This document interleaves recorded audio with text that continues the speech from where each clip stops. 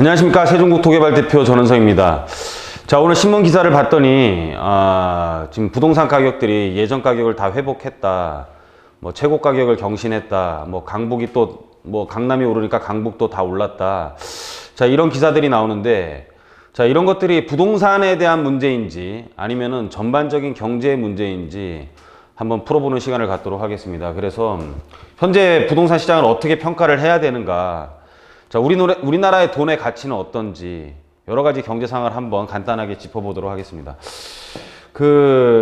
경제 상황 보면은 G2, 그러니까는 중국과 미국 무역 분쟁이 좀 사그러지는가 하더니 또 미국이 이번에 화해를 쳐내면서 뭐 어마어마하게 지금 고조되고 있죠. 분위기가 안 좋게 되고 있는데, 하여튼 미국은 중국을 지금 쳐내고 있고, 중국은 지금 거기에 대해서 희토류, 뭐 이거 뭐 핸드폰 만들 때 꼭 필요한 거라고 하는데, 하여튼 무역 전쟁 결사항전을 드러냈다. 뭐 굉장히 불안한 상황입니다. 이 불안한 상황일수록 약한 나라의 돈은 정말 필요가 없게 돼요. 그래서 안전자산 달러로 돈이 굉장히 많이 몰리고 있고, 우리나라의 원화 가치는 굉장히 떨어지고 있습니다. 무슨 뜻이냐면은 우리나라 돈의 가치, 여러분들 한번 동남아 여행 많이 가시는데 베트남 가보시면은요, 우리나라 돈 아예 받아주지도 않습니다. 예, 그래서 달러를 가져가서 거기서 베트남 돈으로 환전을 해서 우리가 써야 되지, 우리나라 돈을 달러로 바꿔가지 않으면은, 우리나라 돈만 가져갔을 때는 베트남 돈으로 바꿔가지고 쓸 수조차 없는 돈이 우리나라 돈이에요. 그래서 우리나라 돈의 가치가 굉장히 떨어지고 있고, 환율 자체도 지금 굉장히 올라가고 있죠. 환율이라는 게 뭡니까? 환율이라는 거 보면은, 자, 그것뿐만 아니라 이제 환율 좀 이따 다시 한번 보고요.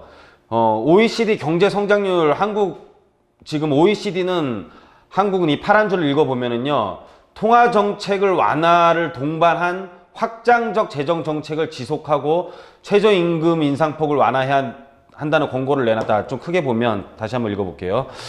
자, OECD는 한국의 통화 정책 완화를 동반한 확장적 재정 정책을 지속하고, 그러니까는 우리나라에 대한 통화량을 더 늘려라, 이제 이런 뜻이겠죠. 그래서 통화 완화 정책을 해야 된다. 확장적 재정 정책을 지속하고 돈을 계속 풀고, 그럼 우리나라 돈의 가치가 떨어지면 어떻게 됩니까? 그러면은 당연히 물건값이 올라가게 되죠. 그래서 그나마 외국 정부에 대해서 환율이라는 것은 외국과, 그러니까 통화를 교환하는 환율, 그러니까 정확하게 그 가치는 나오는 건데, 외국 사람들에 대한 정보가 그나마 좀 부족하다라고 보는 게, 그래서 좀 우리나라에서는 안전하다라고 보는 게 실물 자산 쪽에서는 부동산이라고 판단을 하는 거죠. 그래서 지금 달러만 보더라도 우리나라 돈으로 달러를 바꾸려면은 지금 우리 3개월치 이게 미국 달러 변동률인데 한 1,100원, 1,110원 정도에서 지금 거의 1,200원대를 계속 왔다 갔다 하고 있어요. 굉장히 많이 올라 있는 상태이죠.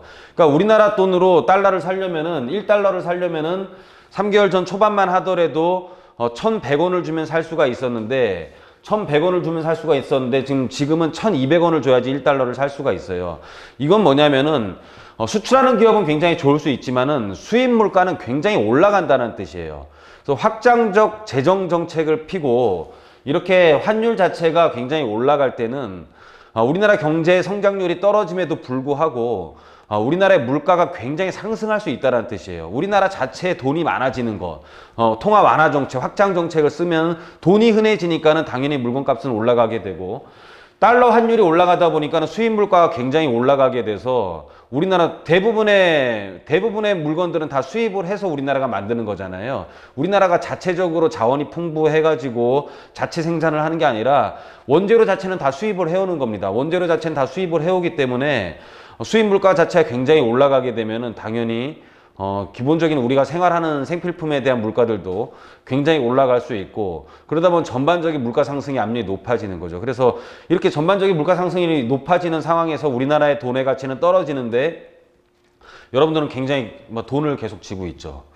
그게 굉장히 좀 잘못되는 거예요. 이럴 때는 빨리 실물 자산으로, 발 빠른 사람들은 실물 자산으로 옮겨가는 경우가 대부분입니다. 그래서 이 서울 부동산 시장들을 보면은 집값을 때려도 강남이요 강북도 고개가 쑥, 이게 부동산이 모자라다, 부동산의 가치가 증가했다, 이렇게만 해석하기에는 조금은 거래량이랑 이런 것들을 봤을 때 약간 어거질 수도 있는 것 같아요. 하지만 전반적인 세계적인 그 경제 상황으로 봤을 때는 우리나라 자체가 너무 불안하다 보니까는 발 빠른 사람들이 벌써 안전자산으로 옮겨가고 있는 거예요. 물론 거시경제에서 더 민감하고 뭐 글로벌하게 보는 사람들은 달러를 많이 구입을 하는 사람들도 있겠지만은 우리가 뭐 그렇게 배짱 있고 세계적인 경제에 대해서 능통하지 않다 보니까는 일부 자산가들이 계속 이렇게 지금 부동산으로 또 움직이고 있는 겁니다. 그래서 매물도 많지 않은 상태에서 급매물들은 거의 다 소진이 다 돼 있는 상태예요. 여기 보면은요,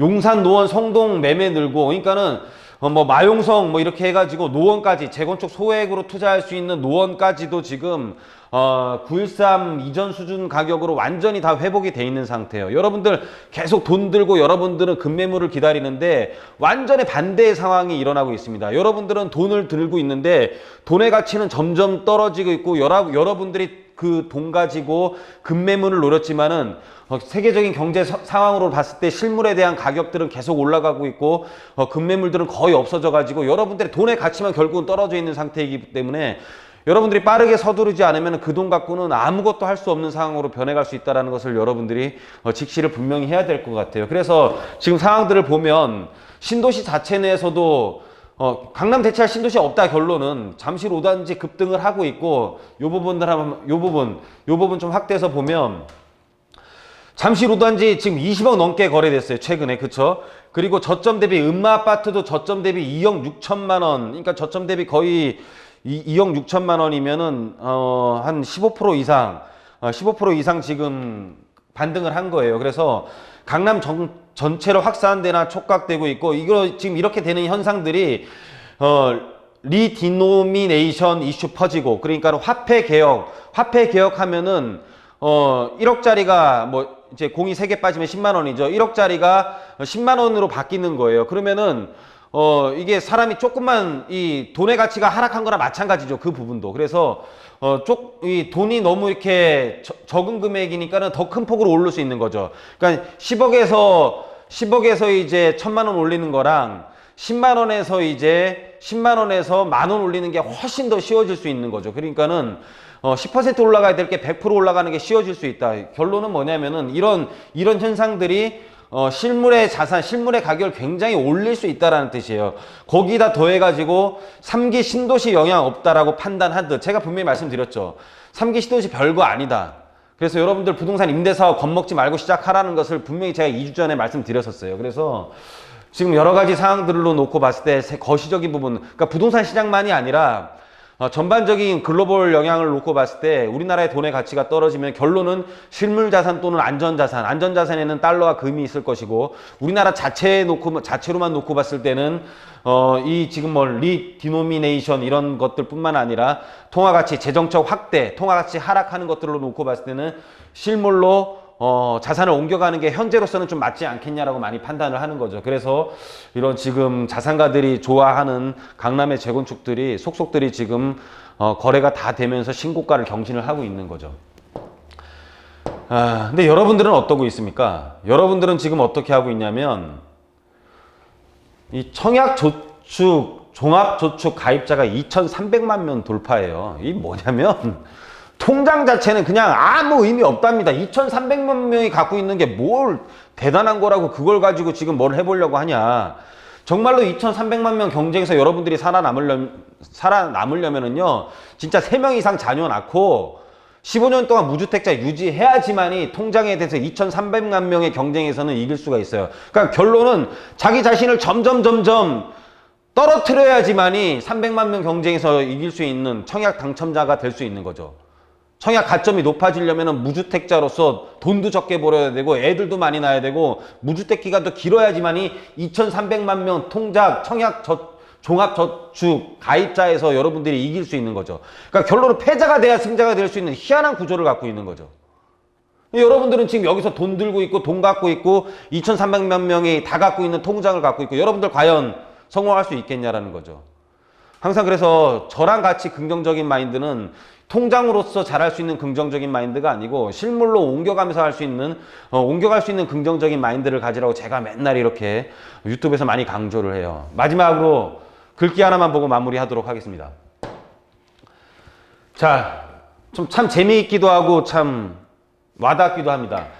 긍정적인 사람은 한계가 없고 부정적인 사람은 한계 없다랍니다.